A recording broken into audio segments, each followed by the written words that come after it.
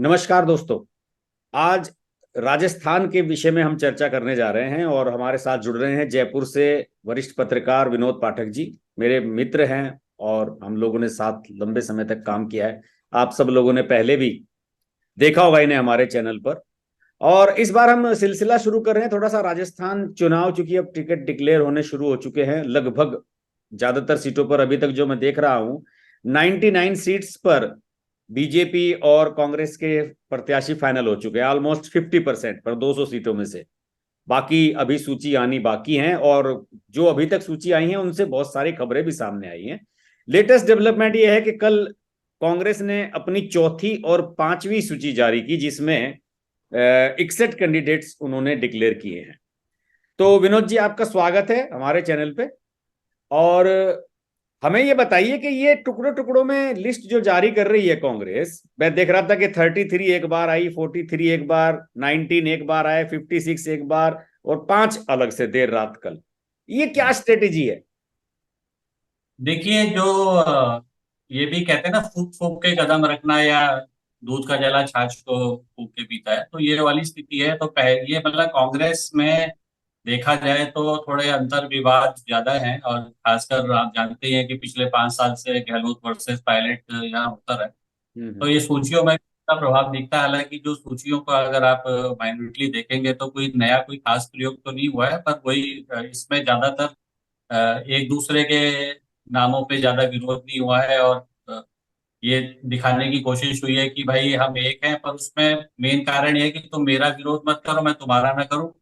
मैं तुम्हारे लोगों को टिकट का विरोध नहीं करूंगा और तुम मेरे मत करना। तो ज्यादातर जो इसमें सीटें हैं वो गहलोत साहब की, जैसे कल भी जो सूची आई है हम्म। 61 नामों की, उसमें 51 नाम जो है वो गहलोत साहब के दिए हम्म। हुए हम्म। नाम है। हम्म। तो कुल मिला के मुख्यमंत्री की चल रही है, पुराने अपने उनके जो भी खास सिपे सालार हैं, जो उनके विश्वसनीय हैं, उनको टिकट दे रहे हैं। और साथ में वो सचिन पायलट के भी नामों का ज्यादा विरोध नहीं कर रहे हैं। तो इसमें सचिन के भी नाम हैं और हम्म। ज्यादा नाम गहलोत साहब के हैं। तो पहली जो लिस्ट आई थी 31 नामों की, उसमें ज्यादातर वो थे जो जिनको टिकट मिलना ही मिलना था, कोई विवाद नहीं था। हम्म। तो जैसे हरीश चौधरी का नाम था उसमें, तो ये ऐसे करके जो शुरू के नाम थे, कुछ मंत्रियों के नाम थे। हम्म। अब तक मिला के 156 नाम आ गए हैं। ये बीजेपी से अब आगे निकल गए। बीजेपी के अभी तक 124 नाम आए हैं, अब ये बीजेपी से आगे निकल के 156 नाम इनके हो गए हैं। 44 और इन्हें देने हैं, मुझे लगता है आज या कल में वो नाम भी आ जाए। इसमें आज मैंने देखा भास्कर ने एक खबर छापी है, छोटी सी एक इंसेट में खबर है, आप अगर पढ़ते हो हम्म, वहां। तो हम्म, उसमें उसने कहा है कि जो सूची जो है ना, उनका एनालिसिस उसने एक छोटे से उसमें किया है कि पहली सूची में हम्म, वो थे जो श्योर एंड सर्टेन, जिनको देना ही है, हाँ, कोई डाउट नहीं है। फिर बिल्कुल। दूसरी सूची हम्म, वो थी कि जहां पे थोड़ी सी वीक पोजीशन है पार्टी की, या हाँ, थोड़ा सा पार्टी को ऐसा लग रहा है कि भाई यहाँ पे हमें कैंडिडेट बढ़िया चाहिए, चेंज नहीं करना है, वहां पे दे दिया। तो इस तरीके से उसने थोड़ा सा से कैटेगराइज भी किया है। हाँ। ये जो आज की सूची आई है 61 नामों की, जो कल रात आई है 56 और 5 की, उसमें 45 सीटें कांग्रेस हारी हुई थी पिछला चुनाव। हम्म। तो ये खास बात है। और उसमें कुछ नाम जो है आज की सूची में आए हैं, मतलब कल की सूची में आए हैं, उसमें नाम है जो जैसे नदवई से एक टिकट दिया है, जो बसपा से अवाना, जोगिंदर अवाना थे, जो नोएडा से ही आपकी यूपी से आते हैं और यहाँ बसपा की टिकट से जीते थे, उनको रिपीट किया गया है। एक दो नाम और ऐसे हैं जो जैसे आप ये देखिए, दीपेंद्र खेरिया एक हैं जो पिछली बार बीएसपी से किशनगढ़ बाज से चुनाव जीते थे, पर उम्र दराज है, 82 ईयर्स के हैं, उनको भी इस बार टिकट दे दिया गया है। काफी बुजुर्गों पे अमीन खान, जो अब 10वीं बार चुनाव, उनको 10वीं बार दिया गया है, शिव से उनको टिकट दिया गया है। अमीन खान को उनका विरोध भी वहां शुरू हो गया है हालांकि, पर हम्म। वो 85 प्लस के हैं, तो उनको भी टिकट दे दिया गया है।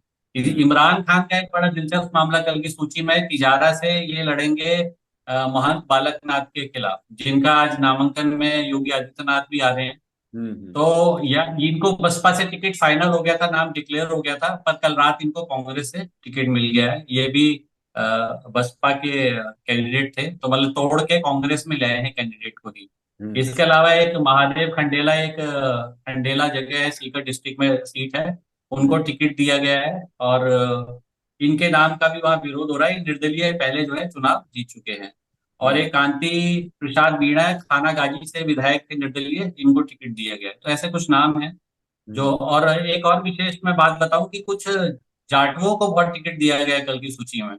अगर मैं देखूंगा, अगर नाम मैं आपको बताऊं तो 23 जगहों से जाटव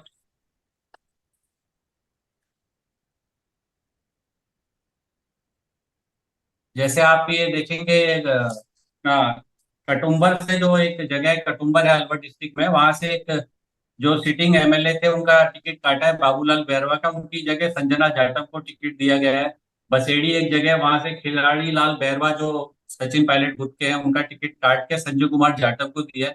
तो और भी एक दो जाटवों को टिकट दिया है। तो ऐसा लग रहा है कि बसपा का जो प्रभाव है ना, ये यूपी से और इस तरफ मध्य प्रदेश की सीटों से लगता हुआ, हम्म तो पार्टी कहीं ना कहीं ऐसी वोटों को साधने के लिए, और खासकर जाटव जाटव कम्युनिटी को, क्योंकि आप जानते हैं यूपी में भी जो जाटव है पूरी तरह बसपा को समर्पित है, और इन सीटों पे बसपा का प्रभाव रहा है। यानी कि जिसे जैसा आपने शुरू में कहा, फूंक फूंक के कदम रखना, कि जैसे आपने जी बताया कि 82-85 ईयर्स के लोगों को भी उतारा गया है, कि एनी हाउ विनिंग कैंडिडेट होना चाहिए, उसके समीकरण सारे जी जो है एकदम सेट होने चाहिए। तो आपने ये भी बता बिल्कुल। दिया कि अशोक गहलोत गुट के काफी लोगों की चल रही है, लेकिन अभी तक जैसे हाँ, ये 156 कैंडिडेट्स आए हैं, तो इनमें सिटिंग एमएलए के टिकट काटने का क्या रेशो है, क्या सिलसिला है जो अभी कुछ तो एमएलए। उम्र का तकाजा है, हाँ कुछ का उम्र का तकाजा है, और बाकी का तो मुझे लगता है कुछ समीकरण इन्होंने कुछ एक संदेश देने की कोशिश की है कि साहब हम युवाओं को देंगे। जैसे कल इन्होंने 8 विधायकों के टिकट काटे हैं, जिसमें गंगानगर से जो राजकुमार गौड़ हैं, हम्म वो निर्दलीय विधायक थे। मतलब अब तक जितने भी निर्दलीय विधायक हैं सबको इन्होंने टिकट दिया है, भले संयम लोढ़ा हो, दूदू से बाबूलाल नागर हो, राजकुमार शर्मा हो, हम्म तो इन सबको इन्होंने टिकट दिया। पर ये पहला मुझे लगता है निर्दलीय कैंडिडेट था जिसने पार्टी को सपोर्ट किया था, तो हम्म उनको टिकट नहीं दिया है। उसके अलावा जैसे अ, दुर्रू मियाँ को इन्होंने टिकट काट के जो है, ये संदीप यादव का इन्होंने टिकट काट दिया है। हम्म संदीप यादव जो बसपा से आए थे, हम्म उनका टिकट काट दिया है। अलवर से जौहरीलाल मीणा, उनका टिकट काट के उन्हीं की मांगीलाल मीणा को दे दिया है, ये पीडब्ल्यूडी से रिटायर्ड हैं। उसके हम्म अलावा कठुम्बर का मैंने आपको बताया था कि बाबूलाल बैरवा का काट के संजना को दे दिया है। हम्म किसी बिलाड़ा है जो जोधपुर की एक कॉन्स्टिट्युएंसी है, खिलाड़ी लाल बैरवा की जगह संजय कुमार जाटव को यहाँ से दे दिया है, ये भी एक जाटव चेहरा है। हम्म सांगोद एक बड़े दिलचस्प जगह है, और ये मध्य प्रदेश के कोटा संभाग में आती है। हम्म यहाँ भरत सिंह कुंदपुर का आपने नाम सुना होगा। ये हम्म काफी आक्रामक, सरकार को चिट्ठियां लिखते रहे हैं, भ्रष्टाचार को लेकर कांग्रेस के विधायक रहते हुए इन्होंने काफी मोर्चा खोला है। और खासकर जो मंत्री रहे हैं प्रमोद सिंह भाया, प्रमोद जैन भाया, हम्म उनके खिलाफ भी इन्होंने बड़ा कि भाई भ्रष्टाचारी है। मतलब ये कांग्रेस के विधायक थे, और ये भ्रष्टाचार को लेकर कांग्रेस को ही कटघरे में खड़ा करते रहे। और हम्म, इन्होंने पहले ही अनाउंस कर दिया था कि ये आपको याद होगा, गंजे मतलब सर भी मुड़वा लिया था इन्होंने पिछले दिनों अच्छा। भ्रष्टाचार के विरोध में। हम्म। और ऐलान कर दिया था कि मैं नहीं लड़ूंगा चुनाव इस बार, कांग्रेस के मैं लड़ूंगा ही नहीं, कांग्रेस के टिकट को मुझे चाहिए ही नहीं। उनकी जगह इन्होंने जो है एक नया नाम दे दिया है, भानु प्रताप सिंह। तो हम्म ये ऐसे कुछ नाम, इंदौर से इन्होंने भरोसीलाल यादव की जगह अनीता जाटव, यहाँ भी जाटव एक कैंडिडेट को उतारा, नई कैंडिडेट है ये, तो हम्म। इनको इन्होंने टिकट। गौरव वल्लभ जैसे लोगों का नाम आया है, प्रत्याशित है, टीवी पे अक्सर दिखाई गौरव देते वल्लभ गौरव वल्लभ और पवन खेड़ा का नाम अगर आपको याद होगा, बहुत लंबे टाइम से चल रहा था। गौरव वल्लभ यहाँ थोड़ा सक्रिय भी दिख रहे थे, और आज की प्रवक्ता है, अर्थ से जुड़े विषयों को लेके कांग्रेस की बात रखते हैं। हैं। गिरजा व्यास का टिकट काट के उनको दिया गया है। हम्म और गिरजा व्यास भी ब्राह्मण समुदाय से आती हैं, और ये भी ब्राह्मण समुदाय से है। तो मुझे लगता है जो तीन टिकट की बात है, जो एक तो धीरज गुजर, मैंने आपको ये जहाजपुर एक सीट है, उससे धीरज गुजर जो पूर्व विधायक है उनको मिला है। प्रियंका गांधी की गाड़ी भी चलाते हैं, इनके विश्वसनीय, इनके साथी रहते हैं। अच्छा, ये प्रियंका आला कमान का ड्राइवर एक। को दे दिया है, हाँ, अभी भी चलाते हैं गाड़ी। नहीं ड्राइवर नहीं है, मतलब है तो वो एआईसीसी के मेंबर है, पर अमूमन वो उनके ड्राइवर की भूमिका में रहते मतलब हैं, उनके उनके साथ उनके रहते हैं। एक तरह से गाइडेंस में, वो गाइडेंस करने वाले और आपको याद होगा यूपी में एक बार प्रियंका गांधी जो है वो स्कूटी पे बैठ के, याद होगा लखनऊ में गई थी, हाँ हाँ तो हाँ। उस वक्त भी जो स्कूटी चलाने वाले थे वो धीरज गुर्जर ही थे। अच्छा अच्छा अच्छा। हाँ, और हाँ। ये इनके साथ ही रहते हैं। और अभी पिछले दिनों जब सभा में आई है तो धीरज गुर्जर ही साथ आए हैं।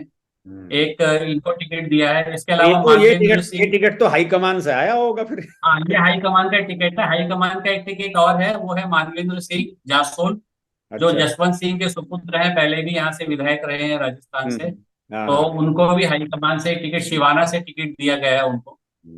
हाँ, उसमें अखबार तो में मैं पढ़ रहा था कि 3 टिकट दिल्ली से आए हैं इसमें। उसमें हाँ, तीन टिकट श्रृंखला दिल्ली कर। से है, तो ये तीन तीन टिकट वही है। लेकिन इसमें मैं देख रहा था कि सचिन पायलट जो खेमे के 6 एमएलए हैं उनके भी टिकट कटे हैं, ये भी खबरें चल रही हैं। हाँ नहीं, जो ये सूची तो नहीं, आई। जो टिकट कट हाँ, टिकट जो कटे हैं उसमें जैसे आप कह सकते हैं कि ये खिलाड़ी लाल बैरवा जो थे उनका टिकट कटा है। तो हम्म। इनका बाकी देखिए कुछ नाम है, जैसे सुभाष गिल है, पिछली बार तीसरे नंबर पे रहे थे हम्म। खंडेला से, और उनका टिकट काट दिया गया है। तो हम्म। वहां बगावत भी शुरू हो गई है। और हम्म। साथ में ये बड़े खास हैं, और सचिन पायलट के का टिकट कटा है। हम्म। इसके अलावा कुलदीप इंदौरा एक है, हालांकि ये विधायक नहीं थे, श्रीनगर गंगानगर से आते, इनका टिकट काटा है। हम्म। अशोक चांडोक जो ये सचिन पायलट के करीबी हैं, इनका टिकट काटा है। सोना देवी बावरी विधायक थी, इनका टिकट काटा है। हम्म। और इसके अलावा हेमंत भाटी अजमेर से आते हैं, ये भी विश्वसनीय है सचिन पायलट के, इनको टिकट नहीं मिला है। तो हम्म। ऐसे कुछ नाम है, हालांकि अधिकांश को टिकट मिल गया है, ऐसा नहीं है कि बहुत ज्यादा कैंची चलाई हो सचिन पायलट के नामों पे। आपको हम्म। याद होगा मुख्यमंत्री ने पिछले दिनों कहा भी था कि मैंने इनके किसी नाम का विरोध नहीं किया। हाँ, बयान आया था उनका। हाँ, तो ये इस तरीके से मतलब दोनों ने एक दूसरों का, और सचिन पायलट ने भी कुछ ऐसे बयान दिया था कि मैंने इनके नामों पे कोई ऑब्जेक्शन नहीं किया। सही तो कुल बात। मिला के ये है कि दोनों ने एक दूसरे का टिकटों के लिए बहुत ज्यादा हम्म। और हो खींचतान सकता है नहीं कि की है। टिकट टिकट काटने का देखिए सिलसिला ऐसा भी होता है कि भले ही सचिन पायलट गुट का है, लेकिन अगर विनिंग कैंडिडेट नहीं है, हारने के चांसेस है, तो हाँ, सचिन पायलट भी उसका चाहते होंगे कि इसका बदला जाए। ये भी बात है। बिल्कुल बिल्कुल। हाँ, हाँ। वैसे बहुत ज्यादा टिकट नहीं काटे गए हैं, अधिकांश जो पुराने चेहरे थे, इनके विधायक थे, सभी को टिकट दिया है। लेकिन कल एक जो है खबर ऐसी आई, क्योंकि कल ये लिस्ट भी जारी हो रही थी और कल सचिन पायलट जो है वहाँ टोंक से बड़े भारी भरकम भीड़ भाड़ के साथ जो है पर्चा भरने के लिए गए थे अपना। एक खबर ऐसी आई जिसने इन सारी खबरों को ओवर शेडो कर दिया बिल्कुल एकदम। और हम्म। वो थी सचिन पायलट के तलाक की खबर। हम्म। उन्होंने जो एफिडेविट अपना फाइल किया है, उसमें अपने जो मैरिटल स्टेटस है उसमें उन्हें डिवोर्स अपना मेंटेन किया है, उसमें लिखा है। बिल्कुल। जबकि पिछली बार रागशुदा 2018 लिखा में है उनकी जो पत्नी थी उनका नाम सारा का मेंशन किया गया था। मैं अपने दर्शकों को बता दूं कि जो सचिन की पत्नी है सारा, वो फारूक अब्दुल्ला जी की बेटी है, उमर अब्दुल्ला की बहन है। और 19 साल पहले इनकी शादी हुई थी। दो बेटे हैं इनके, आरान और विहान। और हम्म। किशोर अवस्था में हैं दोनों ही बच्चे। और पिछली बार 2018 में जब ये डिप्टी सीएम की शपथ ले रहे थे तो वो पूरे परिवार के साथ, बच्चों के साथ वहां पे मौजूद थी। लेकिन नामांकन के समय इस बार मौजूद नहीं थी। और आज हेडलाइंस देख रहा हूँ तमाम दिल्ली के अखबारों में, सब जगह बड़ी बड़ी स्टोरीज बनाई गई हैं। ये एक तरीके से चौंकाने वाली स्थिति है। किसी को पता नहीं था कि इन दोनों के बीच में तलाक का स्टेटस चल रहा है, कि ये डिवोर्स की तरफ जा रहे हैं। और अब तो चूंकि ऑफिशियली डॉक्यूमेंट्स में उन्होंने दिखा दिया है कि मैं तलाकशुदा हूं, इसमें इट मीन्स इसमें सारी जो लीगल प्रक्रिया है वो भी पूरी हो चुकी है। तभी मेंशन हम्म। उन्होंने किया है। ये इस बारे जी। में क्या कुछ इस तरह की खबरें थी पहले विनोद जी वहां पे सचिन के बारे में? देखिए, कल दो एफिडेविट को लेके दो प्रमुखता से बातें उठी। पहली जो बात उठी कि उस एफिडेविट में 9 डिजिट का मोबाइल नंबर लिख दिया गया है। जो पहली किसका? चीज पकड़ी किसमें? गई है। कहाँ पे? हाँ, सचिन पायलट का जो एफिडेविट है, उसको हाँ, उसको जब सामने आया तो जो पहली खबर आई थी वो आई थी कि सचिन पायलट के एफिडेविट में मोबाइल नंबर गलत लिखा है, वो 9 डिजिट का लिखा है। चलो वो तो और मिस्टेक उसके हो सकती है। हाँ, हम्म। उसके कुछ देर बाद, मतलब ये मान लीजिए कि आधा घंटा नहीं पकड़ में आया कि उन्होंने डिवोर्स लिखा, करीबन आधे घंटे 40 मिनट के बाद ये बात आई और एक ब्रेकिंग न्यूज चली कि हम्म। सचिन पायलट ने वो सारा पायलट से तलाक ले लिया है, और वो ऑफिशियल उन्होंने अनाउंसमेंट जो है एफिडेविट में किया है। देखिए 2014 में भी ये बात उठी थी कि दोनों के बीच में मधुर संबंध, मतलब एक तरीके से तलाक की बातें चल रही हैं और दोनों अलग होना चाहते हैं। पर हम्म। उस वक्त सचिन पायलट ने खंडन किया था। और हम्म। ये बात बीच बीच में ऐसे उठती रही, क्योंकि ये सचिन पायलट पिछले काफी लंबे कई सालों से जयपुर में अपना इनका निवास है और दिल्ली आते जाते रहते हैं।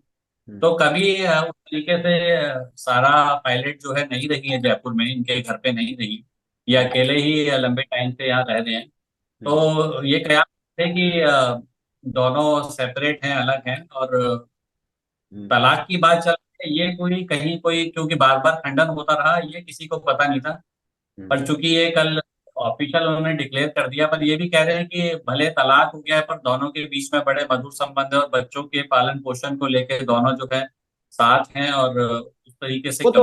वो तो आजकल हाई सोसाइटी में एक चलन है। ऋतिक रोशन का तलाक हुआ था तब भी वो ऐसे ही हुआ था, अरबाज मलिका का बिल्कुल। हुआ था तब भी ऐसे ही ये हुआ था। वो आप बच्चों के लिए उसी साथ आ फील्ड में जाते हैं, रहे। वैसे अलग रहते हैं। हाँ हाँ। वो तो एक हाई सोसाइटी में चलन है कि भाई हमारी हमारी बिल्कुल प्राइवेसी है, उस पे आप हमारे वो, हम बिल्कुल उस पर ज्यादा चर्चा करना भी नहीं चाहते, ये निजी मामला है निश्चित बिल्कुल रूप से। बिल्कुल लेकिन बिल्कुल। चूंकि ये थोड़ा सा मामला इसलिए भी चर्चित हो जाता है कि उमर हम्म, अब्दुल्ला जो इनके साले साहब हैं, उन्होंने भी कुछ इस तरह का कारनामा किया था। उनकी बीवी का, जी वो भी अब ऐसा आप था। जानते होंगे 13 साल से और तलाक का मामला चल हो रहा है उनका। उस वो केस में तो हर्जाना ये नहीं भी है देते, पैसे कि नहीं देते उनको, खर्चा पानी नहीं दे रहे, तो उन्होंने बड़ा लड़ाई लड़ी है उन्होंने कोर्ट में। हाँ, वो उमर अब्दुल्ला के केस में तो ये है कि वो उसकी वाइफ दोबारा कोर्ट में गई है शायद खर्चे पानी को लेके, हाँ और हाँ, तो कहा घर है के कि मुझे रेंट मुझे वगैरह को 2-2.5 लाख लेके। रुपया पर मंथ चाहिए, इतना पैसा उन्होंने मांगा। ये कहा है मुझे हाँ 30-30 हजार रुपए देते हैं, दिल्ली में किराए का मकान नहीं मिलता इतने रुपए में तो। और उनके पास बिल्कुल सिक्योरिटी बिल्कुल और बच्चों की जिम्मेदारी, उनकी फीस सारी है। बिल्कुल। खैर ये निजी मामला है, चलिए इसमें आगे बढ़ते हैं। लेकिन इस जी। खबर ने वास्तव में सबको चौंकाया है, क्योंकि सचिन हम्म, पायलट की जो फैमिली है उससे राजस्थान के लोगों का बहुत जुड़ाव है। राजेश पायलट उनके पिता जी जाने माने नेता थे, और सबकी वो अपने लड़के के तरह राजस्थान के लोग देखते हैं सचिन पायलट को। अब ये बताइए जी विनोद जी, अंत में थोड़ा सा इस तरफ चलते हैं। हमने कांग्रेस पे बहुत चर्चा कर ली, भाजपा की तो जी। मुझे लग रहा है कि अभी सूची आने में अभी समय लगने वाला है क्या? नहीं, भाजपा की देखिए, एक कोर कमेटी की परसों बैठक हुई थी जयपुर में, जो राजस्थान के नेता हैं वो बैठे थे कल। जो राजस्थान के चुनाव प्रभारी हैं प्रहलाद जोशी, उनके घर पे दिल्ली में कोर ग्रुप की बैठक हुई थी। हम्म और आज शाम को चुनाव केंद्रीय चुनाव समिति की बैठक है जिसमें मोदी जी भी शामिल होंगे। तो ये जो 76 नाम बचे हैं, मुझे लग रहा है उस पे आज शाम को मोहर लग जाएगी, क्योंकि नॉमिनेशन की जो लास्ट डेट है वो 6 नवंबर है। हम्म तो समय अब है अभी। इससे ज्यादा, हम्म हाँ, अब हम्म इससे ज्यादा डिले नहीं कर सकते हैं। अगर 2-3 दिन रोकेंगे तो फिर एक कैंडिडेट के पास जो है एक हौच पौच की स्थिति बन जाती है। तो वैसे मुझे भाजपा लगता में है कि परंपरा रही है, भाजपा में तो 24 घंटे पहले भी टिकट जारी करने की परंपरा रही है। हाँ, क्योंकि बीजेपी में बात हाई लेवल पे ये सोचा जाता है कि जितने जल्दी टिकट डिक्लेयर होते हैं उतना ही लफड़ा होता है, उतनी ही बगावत होती है, वरना आपको मैं टिकट डिक्लेयर करो, नामांकन करो और चुनाव चालू। पिछली बार टोंक से एक कैंडिडेट ने, बीजेपी का नाम भूल रहा हूं मैं, उसने नॉमिनेशन भी कर दिया था हम्म सचिन पायलट के खिलाफ, पर उसके बाद में जो वसुंधरा गुट के यूनुस खान मंत्री थे, पीडब्ल्यूडी मिनिस्टर भी थे, उनको टिकट दे दिया गया। मतलब नॉमिनेशन के बाद भी टिकट बदल दिया गया। हम्म हम्म तो देखिए, अगर आज 76 में से कितने नाम आते हैं और कितने नामों को रोका जाता है, क्योंकि काफी बड़ी संख्या में, 76 काफी सीटें हैं। हम्म हम्म तो उसमें जैसे जोधपुर की है, जयपुर की कुछ सीटें रुकी हुई हैं। जयपुर शहर में ही सीटें रुकी हुई हैं जो जिनको डिक्लेयर नहीं किया है। जोधपुर की 4 सीटें हैं। हम्म। तो ये माना जा रहा है कुछ कांग्रेस के लोग अभी आए हैं, बीजेपी में आए हैं, उनको भी टिकट दिया जा सकता है। अच्छा, तो अभी अभी तक जो 124 नाम डिक्लेयर हुए हैं उसमें बैलेंस ऑफ पावर क्या है? मतलब जैसे वसुंधरा को लेकर पहले तो खबरें थी कि उन्हें देखिए, साइड किया जाएगा, फिर कहने लगे कि पहली वसुंधरा को एडजस्ट कर लिया गया है। क्या क्या हाँ, नजर है? पहली जो सूची आई थी उस सूची में माना गया था कि जो भी नाम है, जैसे 7 सांसदों को दिया था, हम्म तो ये था कि उसमें वसुंधरा राजे को पूरी तरह इग्नोर किया है। हम्म पर दूसरी सूची में जैसे कुछ वसुंधरा गुट के जो नेता हैं, जैसे मालवीय नगर से कालीचरण सर्राफ हैं, कोटा से सिंघवी हैं, तो हम्म ऐसे कुछ नाम, सिंघवी हैं, ऐसे हम्म कुछ नाम थे। जब आए तो लगा कि नहीं, वसुंधरा गुट के लोग अभी जीवित हैं और वसुंधरा राजे की एक छाप इस सूची में दिखती है। बस हम्म दूसरी सूची में कई नाम थे, जब माना तो ये जा रहा है करीबन 30-40 नाम है जो वसुंधरा की सहमति से दिए गए हैं। और हम्म आखिरी सूची को लेके भी ऐसे ही कयास है कि इसमें भी वसुंधरा राजे की एक छाप दिख सकती है, जो लास्ट सूची या एक या दो सूची जो आने वाली है। तो जो मीडिया लीकेज हो रहा है, जो एक छन छन की बात आ रही है, उसमें बता रहे हैं कि 76 में से कोई 40 से 50 नाम हो सकता है कि वसुंधरा राजे की सहमति वाले हों। हम्म। अच्छा, इसका मुझे लगता है कि थोड़ा सा बीजेपी पे इसका भी प्रभाव पड़ा है। जैसे हमने अभी डिस्कस किया कि कांग्रेस में सचिन और अशोक गहलोत को बैलेंस किया गया है, और दोनों ने ही जी एक दूसरे के प्रत्याशियों का विरोध नहीं किया। हो सकता है कि इससे जी बीजेपी को एक मैसेज गया हो कि भाई देखिए वहां तो झगड़ा निपट गया है, और अब फिलहाल वो चुनाव खुल के लड़ने की स्थिति में कांग्रेस आ रही है। तो ऐसी स्थिति में शायद ये भी सोचा गया हो कि कहीं ऐसा ना हो कि वसुंधरा को साइडलाइन करने के चक्कर में राज्य हाथ से निकल जाए, जो कि आता हुआ नजर आ रहा है। नहीं, आप ये देखिए इसमें होता क्या है कि कई बार जो जैसे बीजेपी में इस वक्त कोई 15 एक सीटें हैं जिसपे विरोध चल रहा है, जिसमें आपको पता है तिजारा है, सांचौर है, उसके अलावा बहुत चित्तौड़ में बहुत भारी चित्तौड़गढ़ है, विरोध चल रहा है। अजमेर उत्तर है, मैंने नाम लिखे थे, बीकानेर हाँ ईस्ट है, डग है। हाँ। इन सब जगह तो तो निर्दलीय लड़ने की प्लानिंग चल रही है लोगों की। हाँ, अब जैसे कांग्रेस ने दो लोगों को टिकट दिया है, विकास चौधरी जो किशनगढ़ से टिकट दिया है, वो बीजेपी का किशनगढ़ से बड़ा प्रबल दावेदार था। हम्म। तो उसकी जगह सांसद को टिकट दे दिया भागीरथ चौधरी को। तो हम्म। पार्टी नहीं चाह रही, अब उसको कांग्रेस ने किशनगढ़ से उतार दिया है। बड़ा यंग है, एबीपी से आता है, यूनिवर्सिटी का अध्यक्ष रह चुका है हम्म। अजमेर यूनिवर्सिटी में। हम्म। और जैसे सुभाष गोयल जो है जैतारण से कांग्रेस ने टिकट दिया है, वो वसुंधरा राजे के बड़े खास हैं, हम्म। मिनिस्टर रहे हैं 2 बार।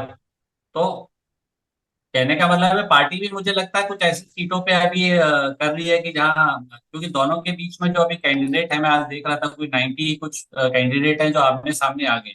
मतलब अभी भी एक सूची में जो है, अभी आप नाम आना बाकी हैं। हम्म। तो लास्ट तक यही कोशिश रहेगी कि ये ना हो कि दूसरी पार्टी तैयार बैठी हो टिकट देने के लिए, हम छोड़े और दूसरा दे दे और उस चीज का लाभ उठा ले। तो मुझे हम्म। लगता है ये पूरी कवायद वही चल रही है। अच्छा, जो जिन सांसदों को टिकट डिक्लेयर हुए थे, उन्होंने तो अब बाकायदा कैंपेन वैम्पेन सब शुरू कर दिया होगा।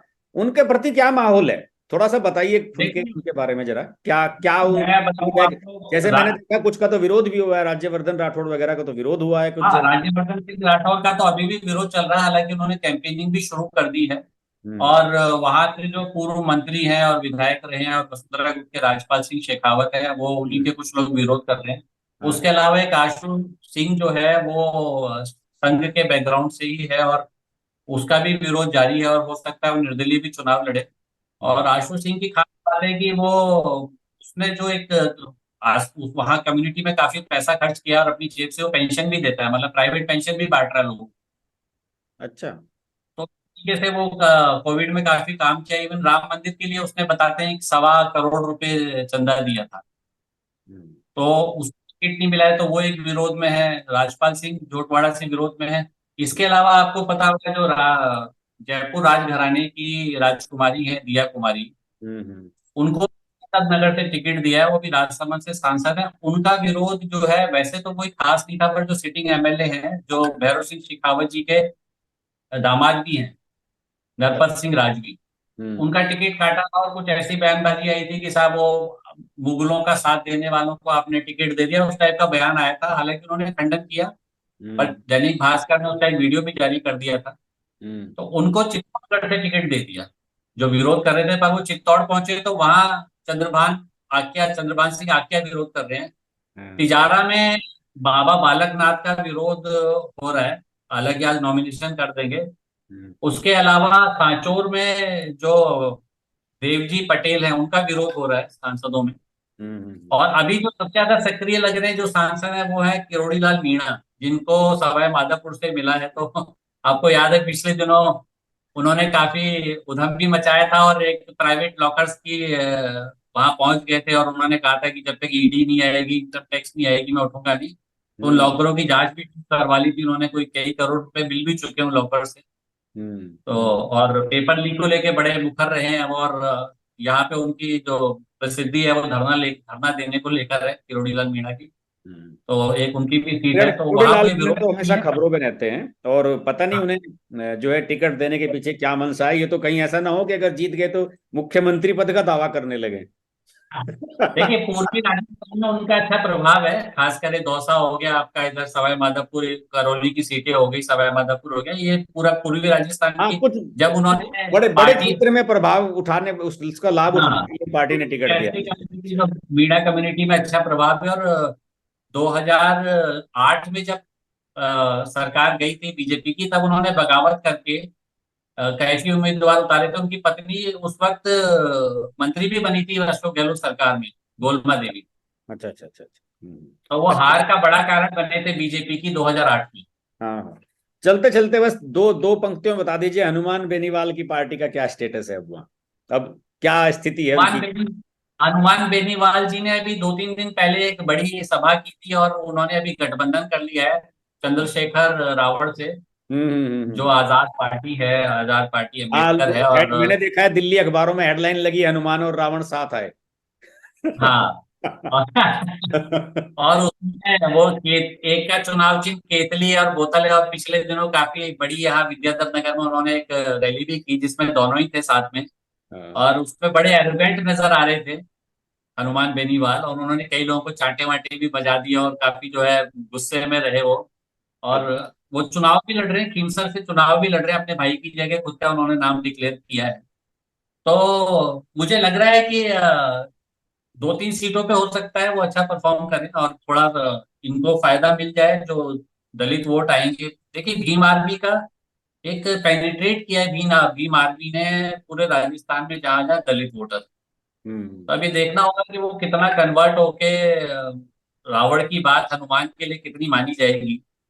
तो ये देखना होगा कि लंका, ये ना हो कि लंका ही लगा लंका ही जला दे। और अपने जो दिल्ली वाले सर जी हैं, इनकी पार्टी का क्या है? सर जी साइलेंट हो गए, नाम तो आए दिन डिक्लेयर हो रहे हैं पर सक्रियता बिल्कुल भी नहीं है। हम्म। सर जी बिल्कुल गायब है। मुझे लगता है वो जो शराब घोटाले में इस वक्त फंस के वो चक्कर घिमरी जो उनकी बनी हुई है पार्टी की, अब तो 2 नंबर यहाँ वो हर कैंडिडेट है चीज। उनकी। हाँ। हम्म। हाँ, जिस तरीके से वो अभी 6 महीने 8 महीने पहले शोर मचा रहे थे राजस्थान में, हम्म। तो जब से वो इंडिया गठबंधन की बात आई तब हम्म। से वो थोड़ा सा जो है शांत हो गए यहाँ पे। पर उनके कैंडिडेट घोषित हो रहे हैं, हर दूसरे दिन एक सूची आ जाती है 5-7 नामों की, हम्म। जो कि आम आदमी पार्टी के कैंडिडेट है। और उन्होंने एक बड़े अननोन से फेस को भी प्रदेश अध्यक्ष बनाया है। एक हम्म। नवीन पालीवाल है कोटा के, उनको उन्होंने प्रदेश अध्यक्ष बनाया है। और अच्छा। महाबल मिश्रा का जो सुपुत्र है, कौन सा मिश्रा, मैं नाम भूल रहा हूँ उसका, उसको यहाँ का प्रभारी बनाया हुआ है वो जो दिल्ली से राजस्थान एमएलए। का। हम्म। हाँ, दिल्ली से एमएलए है, वो भी आता जाता रहता है, विनय मिश्रा। विनय मिश्रा, हाँ। तो हाँ, वो भी आता जाता रहता है। तो अब हालांकि कोई सक्रियता नहीं नजर आ रही है, खासकर वो जो सीटें पंजाब से लगती हुई है वहां पे भी कोई सक्रियता नजर नहीं आ रही। मुझे लगता है इन्होंने मान लिया है कि अंदर खाने कांग्रेस का सपोर्ट कर दो, अपने को कुछ मिलने वाला नहीं। हाँ, कुछ लोगों को तो ये भी, कुछ लोगों का तो ऑब्जर्वेशन ये भी है कि जो इनकी निष्क्रियता है उससे भाजपा नाराज है, हाँ और इसलिए ईडी का हाँ। सम्मन इनको भी आया है कि तुम इतना नहीं नहीं, ऐसा नहीं, चुनाव जो है अगर सक्रिय भी रहते, नहीं सक्रिय भी रहते तो बहुत, बीजेपी को तो कम से कम कोई नुकसान नहीं था, कांग्रेस को भी बहुत ज्यादा कोई नुकसान हम्म। होने वाला नहीं था। हम्म। चलिए। सक्रिय भी रहते तो मुझे लगता है कि बहुत प्रभाव नहीं था। हम्म। चलिए, हमसे जुड़ने के लिए धन्यवाद। और अब जब दोनों पार्टीज की पूरी लिस्ट डिक्लेयर हो जाएगी, उसके बाद एक बार फिर आपको चर्चा के लिए बुलाएंगे। हमसे जुड़ने के लिए धन्यवाद।